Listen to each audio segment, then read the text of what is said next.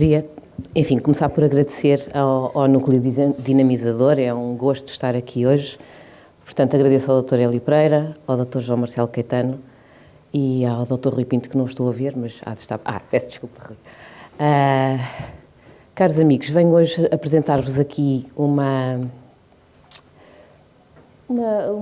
área que penso que a maioria de nós que estamos aqui hoje não trabalhamos. Eu sou farmacêutica. Portanto, a homeopatia começou por ser a medicina dos doentes e eu devo-vos dizer que trabalho todos os dias com doentes que continuam a ser. São os doentes que vêm ter connosco e que nos pedem ajuda, para si ou para a sua família. Na segunda parte desta apresentação vou-vos dar dados reais da nossa prática diária na nossa parafarmácia, mas de facto é uma medicina do doente. Foi considerada no século XIX uma medicina romântica, por ser menos agressiva, menos invasiva, se assim quiserem, e, portanto, os doentes chegavam à homeopatia muito pela mão dos doentes. Portanto, há uma pessoa importante aqui nisto, que é o Passos Manuel, e que, de facto, fez aqui um forcing brutal para esta medicina ser considerada, ou esta área da medicina ser considerada como relevante. E, portanto, a homeopatia surge como a ineficácia ou, pelo contrário, o excesso de toxicidade à medicina convencional, à farmácia convencional e, eventualmente, até à cirurgia. Portanto, foi muito popular no século XIX no tratamento de epidemias, muito mais eficaz do que a medicina convencional, que é uma coisa bastante interessante, mas depois, com o advento da ciência, dos medicamentos ditos químicos, começou a perder a sua importância e todos nós sabemos que no século XX e no século XXI temos aqui agora o paradigma da ciência, da medicina baseada na evidência, e eu acredito de facto que a medicina baseada na evidência poderia ser, obviamente, utilizada com a medicina homeopática, mas os estudos estão, digamos assim, estruturados de outra maneira. Nós temos, de facto, vários medicamentos registados no Infarmed, que é onde eles têm que estar registados. A maior parte dos produtos não estão, portanto, não há nenhum grânulo homeopático que esteja registado, mas temos alguns medicamentos, como o xilococina, o Stodal, por aí fora. Bem, que é uma área que nós, que trabalhamos a sério com a homeopatia, utilizamos muito menos. Enfim, e precisamos ter, obviamente, conhecimentos básicos para poder dizer ao doente como é que toma o medicamento, o que é que pode esperar do resultado da toma deste medicamento, e infelizmente isso também acontece muitíssimo pouco. Trago-vos só aqui 2 slides ou 3 sobre enquadramento legal. Portanto, em termos farmacêuticos, até 1995 não existia nenhuma legislação, portanto era o vazio, era o buraco negro. A partir de 95 a medicação homeopática aparece, existe, digamos assim.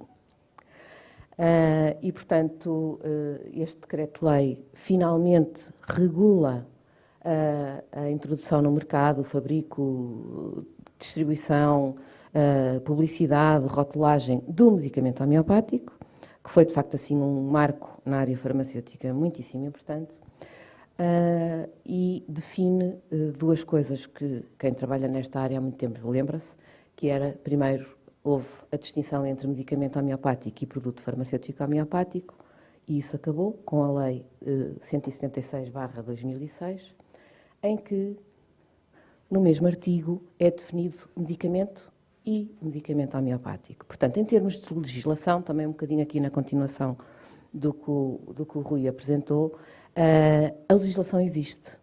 O que não existe muitas vezes são outras coisas ou outras vontades. E, portanto, temos aqui a definição do que é um medicamento homeopático. É um medicamento obtido a partir dos ditos estoques homeopáticos, de acordo com o processo de fabrico descrito na farmacopeia europeia, ou a farmacopeia portuguesa, ou a farmacopeia de outro Estado-membro, sempre, poderá sempre ser utilizado, e que pode ter na sua composição um ou mais estoques homeopáticos, portanto, digamos assim, um ou mais princípios ativos, na nossa gíria, portanto, sempre com a importância da referência do modo de produção, que é um modo de produção completamente diferente, como vocês sabem, e que é de facto importante.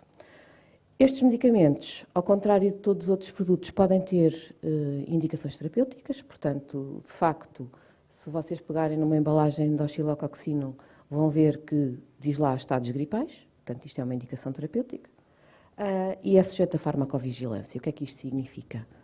Que quer o médico, quer o farmacêutico, quer todos os outros agentes de saúde têm que fazer um RIPOR ou um Infarmed quando há algum problema relacionado com estes medicamentos. Portanto, é obrigatório.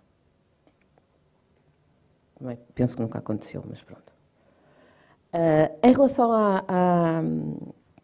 aqui às preparações homeopáticas e à farmacopeia portuguesa, que é que isso está aqui, a farmacopeia portuguesa 9. O que é a farmacopeia? A farmacopeia é um livro, é um código de trabalho, digamos assim, em que se descrevem normas, regulamentos, tudo o que vocês possam imaginar em relação a um princípio ativo.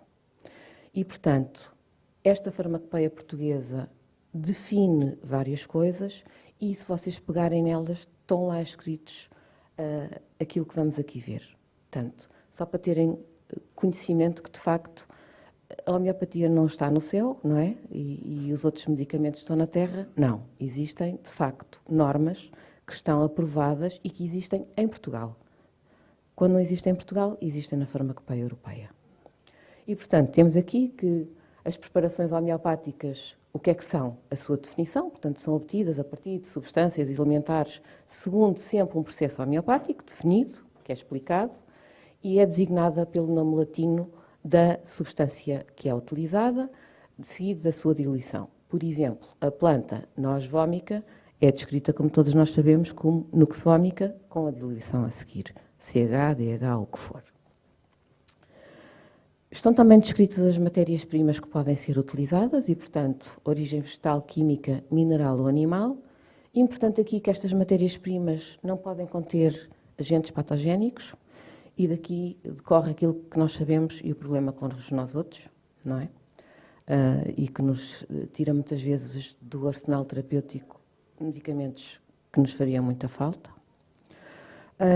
E satisfazem, obviamente, as exigências de todas as monografias da farmacopeia portuguesa. Portanto, estamos aqui em pé de igualdade, mais uma vez, com todas as substâncias que utilizamos.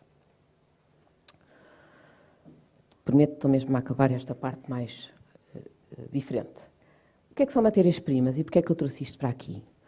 Porque as matérias-primas primárias, que é aquilo que nós vamos pegar para fabricar o nosso medicamento homeopático, são os únicos estoques homeopáticos passíveis de um certificado de análise. Porquê?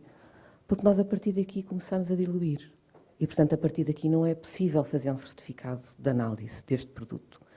E isto aqui, de facto, é muitíssimo importante e, portanto, todos, digamos assim, as bases que nós utilizamos para a fabricação de medicamentos homeopáticos têm este certificado. E isto é que nos dá a segurança que aquilo que estamos a usar é isento de patogénios, é exatamente aquilo que lá está escrito e, portanto, dá-nos, de facto, aqui uma segurança muitíssimo importante.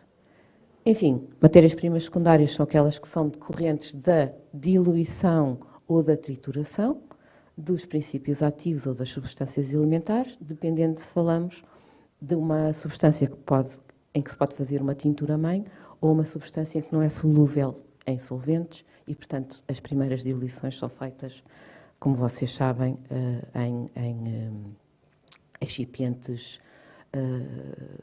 no estado sólido.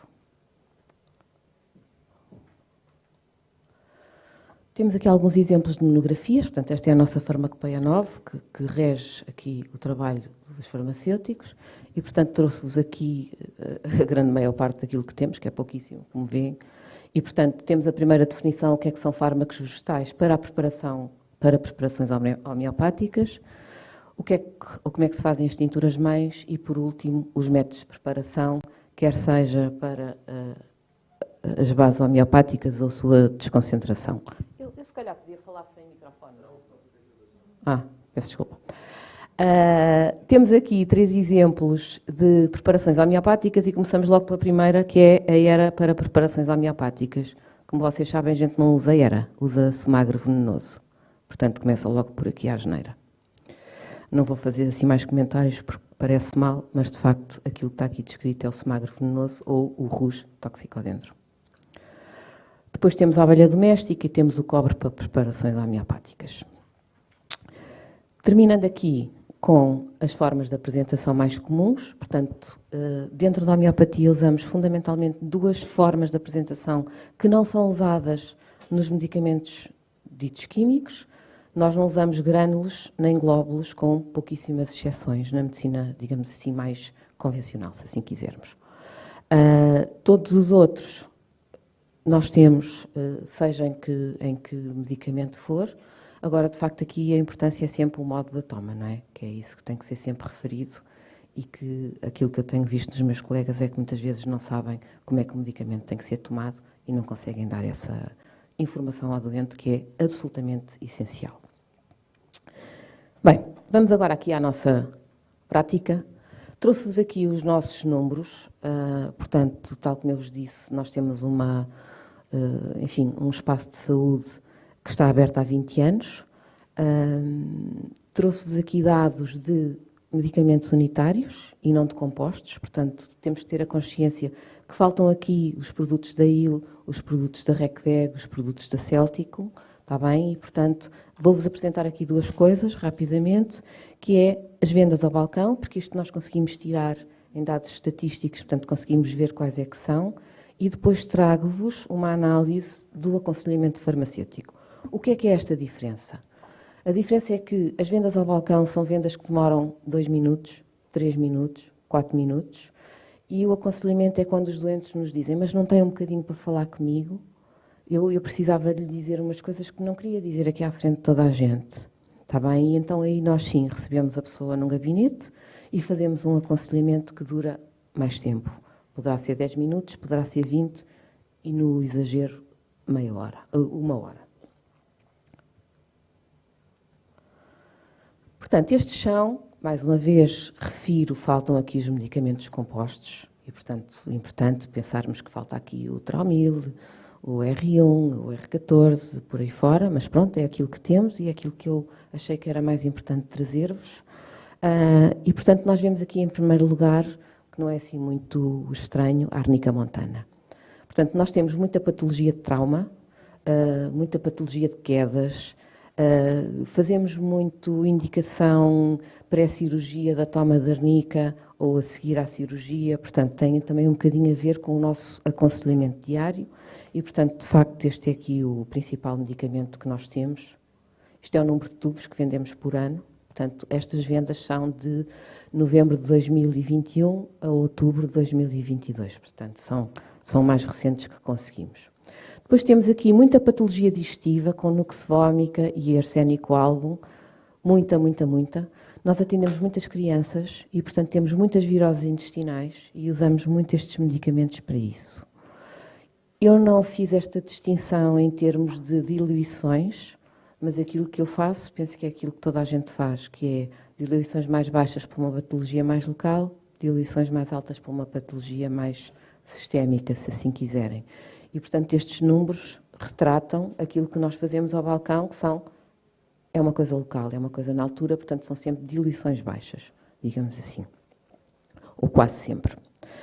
Depois, utilizamos muito a homeopatia, temos muitos doentes que nos procuram para a parte alérgica, muito, e há um medicamento que ao longo dos anos eu tenho experimentado com resultados absolutamente espetaculares, que é o pumostamino, para diminuir a reatividade alérgica dos doentes, o que nos permite que os doentes tomem menos antialérgicos, antihistamínicos, por aí fora. E se vocês virem, temos também aqui a silícia, que é aquilo que nós usamos para as nossas crianças, para estimular o sistema imunitário, e portanto é mais uma vez um medicamento importante para nós. E vem também aqui a pulsatila, que usamos muitíssimo para o corrimento nasal, por aí fora.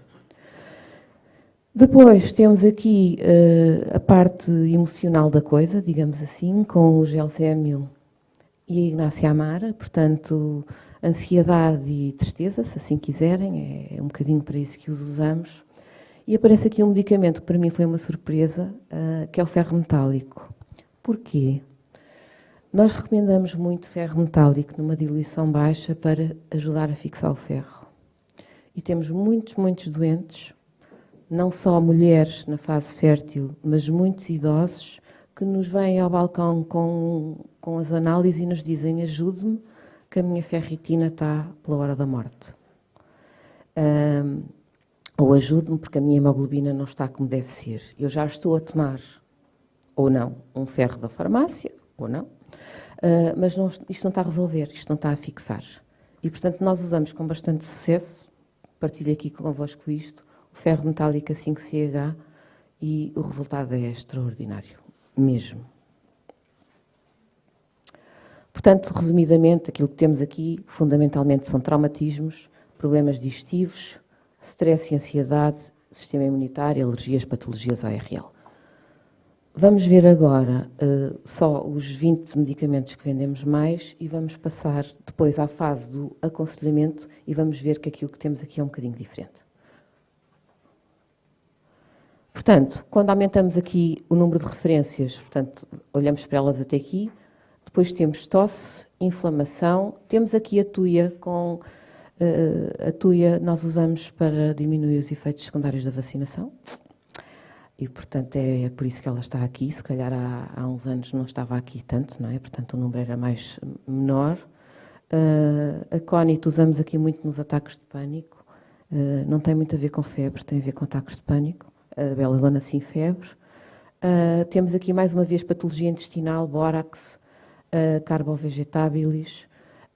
Menopausa, temos bastantes clientes que nos procuram para diminuir os efeitos adjacentes à menopausa, como afrontamentos por aí fora, algumas grávidas. Depois, Rustoxicodendron, muito herpes. Temos tido muito herpes, como sabem. Aliás, pela primeira vez na vida vi anúncios na televisão à zona, não é? Porque é que será? E, portanto, estamos aqui a começar a necessitar deste Rustox mais vezes. Portanto, infecção, hepar-sulfuro, licopódio de digestão. Depois, quando olhamos para os nossos doentes, que de facto fazemos o aconselhamento, eu não consegui trazer-vos dados iguais, que seria de novembro a outubro, só vos consegui trazer de janeiro a outubro, porque estes dados têm que ser tirados à mão, não podemos ir ao computador porque não conseguimos. E, portanto, nós atendemos cerca de 115 doentes, estou a fazer aqui bem as contas, dos quais a maioria é o sexo feminino. E o sexo feminino não são 85% ou 90%, porque estão aqui incluídas as crianças que vêm com as mães. Ok? Porque, de facto, a grande maioria dos nossos clientes são mulheres. Que eu acho que toda a gente tem aqui um bocadinho, se calhar, a mesma coisa. Em termos de idade, temos aqui uma parte importante do aconselhamento que nos pedem, que são crianças pequenas. Portanto, nós temos desde bebés 3, 4 meses até aos 20 anos, digamos assim. Temos também uma percentagem importante a partir dos 61 anos. E temos aqui muito, já vamos ver que patologias é que estas pessoas sofrem, dos 41 aos 50. Vamos também olhar para aqui, dos 21 aos 30, não há cá doenças, graças a Deus. Portanto, trouxe-vos aqui meia dúzia de gráficos, só para percebermos um bocadinho mais facilmente, e, portanto, se dividirmos os pacientes por sexo, feminino e masculino, vemos, obviamente, que o sexo feminino são 3/4 da coisa. Estou bem no tempo? Estou bem no tempo. E, portanto, vemos aqui um grupo importante de crianças pequenas, dos 0 aos 10, um grupo importante aqui dos 41 aos 50, vemos aqui, e depois um grupo também importante que são as pessoas mais velhas. Ok? Em termos de patologia, temos aqui já gráficos à frente que são um bocadinho mais fáceis de se perceber, mas vemos aqui a patologia digestiva, em grande... numa área de facto importante aqui, peço desculpa. Depois vemos aqui uma patologia de sistema nervoso. Vemos aqui alguma oncologia, que é este aqui que temos, 4 e 5. E vemos aqui a parte ORL, que também é de facto importante. Portanto, estamos aqui já a ver que estes números são diferentes das vendas ao balcão. Portanto, quando colocamos aqui em termos de feminino e masculino, não há homem nenhum que nos procure pelo bem-estar, só temos mulheres que querem viver melhor, que eu acho que é interessante. Também não temos homens com problemas circulatórios, o que é mentira, mas não nos pedem ajuda. Este hormonal, de facto, nós aqui acompanhamos, são mulheres pós-menopausa ou menopáusicas, digamos assim, e temos depois, de facto, aqui, depois o resto nas outras coisas, uma distribuição mais ou menos homogénea. Quando separamos a idade, vemos aqui, de facto, picos, e, portanto, os picos é aquilo que nós esperávamos, com uma patologia ORL muito vocacionada nas crianças. Aqui a parte digestiva muito nos mais velhos, portanto, com grandes problemas digestivos. Muitas vezes pessoas que nos aparecem que têm prisão de ventre há 40 anos, há 50 anos, ou o que for, que é de facto complicado. E aparece-nos aqui uma coisa muito interessante, que é no sistema nervoso, o grupo maior que nos aparece, e já vamos ver que são fundamentalmente mulheres, são mulheres entre os 51, dos 41 aos 50. Porquê? Isto levou-me um bocadinho a pensar.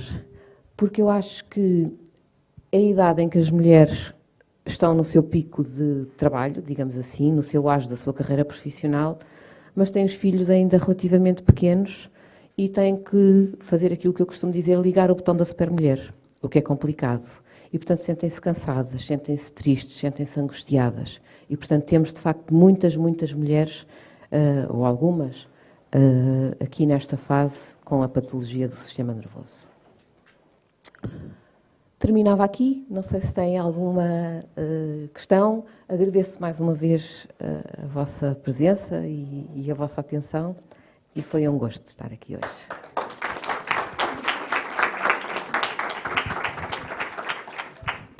Doutora Maria Manuel Magalhães, muito obrigado por esta magnífica apresentação. Um testemunho que são um bocadinho mais fáceis de se perceber, mas vemos aqui a patologia digestiva, em grande, numa área de facto importante aqui, peço desculpa. Depois vemos aqui uma patologia de sistema nervoso, vemos aqui alguma oncologia, que é este aqui que temos, 4 e 5, e vemos aqui a parte ORL, que também é de facto importante. Portanto, estamos aqui já a ver que estes números são diferentes das vendas ao balcão. Portanto, quando colocamos aqui em termos de feminino e masculino, não há homem nenhum que nos procure pelo bem-estar, só temos mulheres que querem viver melhor, que eu acho que é interessante. Também não temos homens com problemas circulatórios, o que é mentira, mas não nos pedem ajuda. Este hormonal, de facto, nós aqui acompanhamos, são mulheres pós-menopausa ou menopáusicas, digamos assim, e temos depois, de facto, aqui, depois o resto nas outras coisas, uma distribuição mais ou menos homogénea. Quando separamos a idade, vemos aqui, de facto, picos, e, portanto, os picos é aquilo que nós esperávamos, com uma patologia ORL muito vocacionada nas crianças. Aqui a parte digestiva muito nos mais velhos, portanto, com grandes problemas digestivos. Muitas vezes pessoas que nos aparecem que têm prisão de ventre há 40 anos, há 50 anos, ou o que for, que é de facto complicado. E aparece-nos aqui uma coisa muito interessante, que é no sistema nervoso, o grupo maior que nos aparece, e já vamos ver que são fundamentalmente mulheres, são mulheres entre os 51, dos 41 aos 50. Porquê? Isto levou-me um bocadinho a pensar. Porque eu acho que a idade em que as mulheres estão no seu pico de trabalho, digamos assim, no seu auge da sua carreira profissional, mas têm os filhos ainda relativamente pequenos e têm que fazer aquilo que eu costumo dizer, ligar o botão da supermulher, o que é complicado. E, portanto, sentem-se cansadas, sentem-se tristes, sentem-se angustiadas. E, portanto, temos, de facto, muitas mulheres, ou algumas, aqui nesta fase com a patologia do sistema nervoso. Terminava aqui, não sei se tem alguma questão. Agradeço mais uma vez a vossa presença e a vossa atenção e foi um gosto estar aqui hoje.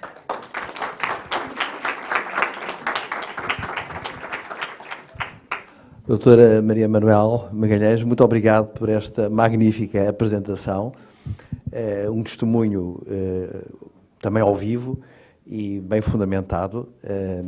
De facto, posso dizer-vos que é, aqui em Portugal, a primeira apresentação que é feita sobre a utilização dos medicamentos homeopáticos em contexto, portanto, de uma parafarmácia, mas com um acompanhamento, portanto, farmacêutico, e isso é notável.